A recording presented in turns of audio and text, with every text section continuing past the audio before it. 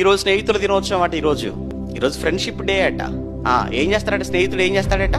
స్నేహితుడు వానికి దయ చూపతగును అన్నాడు. అంటే స్నేహితుడు అనేవాడు ఏం చేయాలి? దేవుని యందు భయభక్తులు మానుకొనుచున్నాడు అని తెలిస్తే అతని పట్ల దయ చూపించి అతన్ని దేవుని యొద్దకు నడిపించేవాడుగా ఉండాలి. వాడే ఫ్రెండ్ అంటే. అంతేగాని విషయం చెప్పిన వాడు ఫ్రెండు, ఫ్లవర్ ఇచ్చిన వాడు ఫ్రెండు, లేదంటే ఏదో పార్టీకి తీసుకెళ్లిన వాడు ఫ్రెండు, ట్రీట్ ఇచ్చిన వాడు ఫ్రెండ్ అని లోకం అనుకుంటుంది. వాడు కాదు. నీ డిప్రెషన్ వేళ, నువ్వు కృంగిన సమయంలో నిన్ను ఆదరించి నీకు ధైర్యం చెప్పి నిన్ను నిలవబెట్టి నిన్ను దేవుని యొద్దకు నడిపించేవాడు వాడే నీకు ట్రూ ఫ్రెండ్ అంటే. అంతేకాని వాట్సాప్ లో స్టేటస్ గా పెట్టుకున్నంత మాత్రాన, లేదంటే నీకు ఏదో ఒక కొటేషన్ పెట్టినంత మాత్రాన, లేదా ఫ్రెండ్షిప్ బ్యాండ్ పంపితేనో స్నేహితుడు అని లోకం అది.